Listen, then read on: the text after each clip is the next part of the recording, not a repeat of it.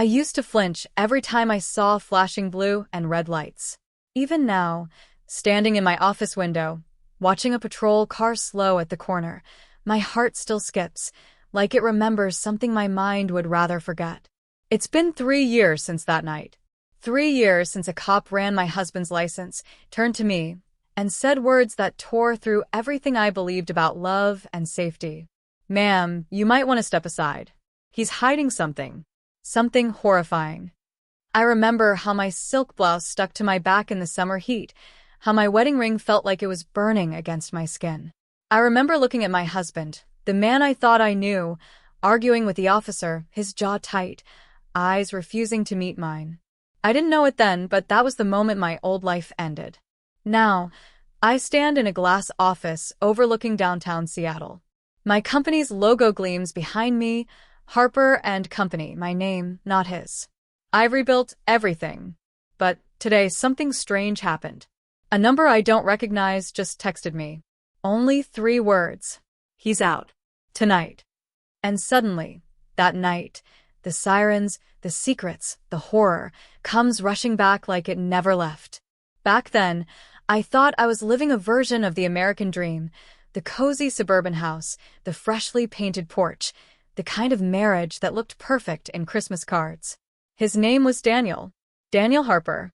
He was charming, calm, always composed, the kind of man people trusted on sight. I guess that's why I ignored the small things. The locked drawers in his home office. The late-night work calls. The way he'd flinch when I walked in unexpectedly. At first, I told myself every marriage had secrets, that it was normal to want privacy. But deep down, I knew something wasn't right. One night, I woke to the sound of his phone buzzing on the nightstand. I remember the glow of the screen against his sleeping face, and the name that popped up. Unknown number. Just 2 words in the text. "It's done." My chest tightened. I didn't open it. I couldn't. I just set it down and stared at the ceiling until sunrise. The next morning, I tried to ask him about it, gently, carefully. But he just smiled that tired smile and said, "LYD, you worry too much." Then he kissed my forehead and walked out the door like nothing happened. That same afternoon, I drove to my mother's house. She was folding laundry in the kitchen, humming like always. She looked at me once, really looked, and said, "Baby, you can't fix a man who hides from the truth." She reached into the drawer and handed me something small, a silver locket, old, and a little tarnished. Inside was a picture of her and my late grandmother. "Whenever you feel lost," she said, "remember where you come from. Women in this family survive anything." I wanted to believe her, but I wasn't ready to face what survival really meant. That night, Daniel came home late again. The smell of gasoline lingered on his clothes. When I asked why, he laughed and said his car had broken down, but he'd been driving mine that day. For the first time, I didn't smile back. Something in me shifted, a quiet, invisible fracture. I didn't know it then, but that was the night I stopped being his wife and started becoming something stronger. After that night, I started noticing everything. Every lie, every deflection, every story that didn't line up. It was like waking up in a house that had been burning for years and realizing the smoke had been inside me all along. I didn't confront him. Not yet. Instead, I started keeping records. Receipts. Dates. The way he smelled when he got home. The places he said he'd been versus where his GPS actually pinged. And then, one night when he fell asleep on the couch, I opened his briefcase. Inside was a small black notebook, pages filled with names, numbers, and cash amounts. Some were crossed out. Others had red check marks beside them. When I looked closer, I saw one name I recognized, a client from his insurance firm. 2 months ago, she died in what police called an accident. But in his book, her name had a $sign beside it. That was the first time my hands really shook. I didn't know what I was looking at, fraud, money laundering, something worse, but I knew one thing. My husband wasn't who he said he was. I couldn't go to the police yet. I had no proof. So I reached out to someone who could help, a woman named Detective Renee Dawson, a former cop turned private investigator. She'd helped a friend of mine during her divorce. When I told her my story, she didn't look shocked, just sad. "You'd be surprised how many women sit across from me, whispering the same words," she said. "You're not crazy. You're just waking up." We met in coffee shops, quiet diners. She taught me how to document things properly, how to gather evidence without tipping him off. And every week, the puzzle grew darker. There were offshore accounts, unreported income, and a rental property under a fake name. But the part that broke me wasn't financial, it was personal. One night, Renee handed me a file. Inside was a picture of Daniel standing outside a hospital in Oregon. Next to him was a woman mid-30s, holding a little boy. The boy had Daniel's eyes. I remember my breath catching so hard I thought I might choke. All the nights he'd been working late, all the trips he took for clients. He'd been living a double life, a second family. That was the moment I stopped shaking. Because when the worst thing you can imagine becomes real, there's nothing left to fear. I moved money into my own account, quietly contacted a lawyer. And I waited. Then came the night of the traffic stop, the night the cop ran his license and looked at me like I deserved to know the truth.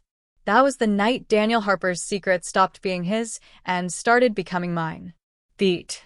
I didn't know it yet, but I was about to learn that some horrors don't hide in the dark. They hide in plain sight, behind a wedding band and a perfect smile. The night it all came crashing down started like any other, quiet, ordinary, almost kind. Daniel said he was heading to Portland for a 2-day conference. But I already knew. Renee had followed him for weeks. This time, she'd tipped off the police. I stayed home, lights off, pretending to sleep. At 11:42 p.m., I got the call. A calm male voice. "Mrs. Harper? We've detained your husband on Highway 9. You might want to come down here." When I arrived, the night air smelled of rain and gasoline. Red and blue lights flashed across the asphalt, painting the trees in waves of color. Daniel was standing beside his car, arms crossed, talking fast, too fast. A police officer, tall and grave, walked up to me. He looked me right in the eye and said, "Ma'am, you might want to step aside. He's hiding something. Something horrifying." My heart pounded so hard I thought I'd collapse. He led me to the open trunk of Daniel's car. Inside was a briefcase, the same one I'd peeked into weeks ago. But this time, it was filled with documents, IDs, and photographs. Dozens of them. Different names, different addresses, different versions of the man I'd married. "Your husband's been running an identity scheme for nearly 8 years, the cop said quietly. Insurance fraud, money laundering, and from what we're seeing here, possible involvement in 2 staged accidents. Fatal ones." My stomach turned. I stared at the photos. People, real people, their lives twisted into his lies. And then, at the very bottom of the stack, I saw it. A picture of the woman and boy from Oregon. The woman's face had a red circle around it. Next to it, scribbled in Daniel's handwriting, "Problem. Fix it." For a second, the world went silent. No sirens. No voices. Just the roar of my pulse in my ears. Daniel turned toward me then, eyes wild, pleading. "Lydia, listen to me. It's not what you think." "Then tell me what it is." I snapped. My voice didn't even sound like mine. He took a step forward, but the officer blocked him. I remember that moment like a photograph. Daniel's face caught in the flash of police lights, his mask finally cracking. "You think you know me," he said, low and desperate. "You have no idea what I've done for us." I laughed. I couldn't help it. "For us? You did this for you. You destroyed everything we were, and you don't even look sorry." For a long second, he just stared at me. Then the cop cuffed him, read his rights, and led him away. Daniel didn't fight it. He just looked over his shoulder one last time and whispered, "You'll thank me one day." But I didn't. I never did. The officer turned back to me, his voice softer now. "You did the right thing, Mrs. Harper. You got out before it got worse."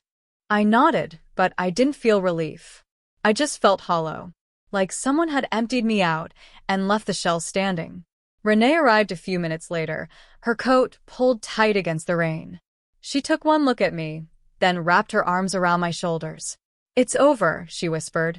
"You're safe now." Safe. It was the first time I'd heard that word in years, and the first time it actually meant something.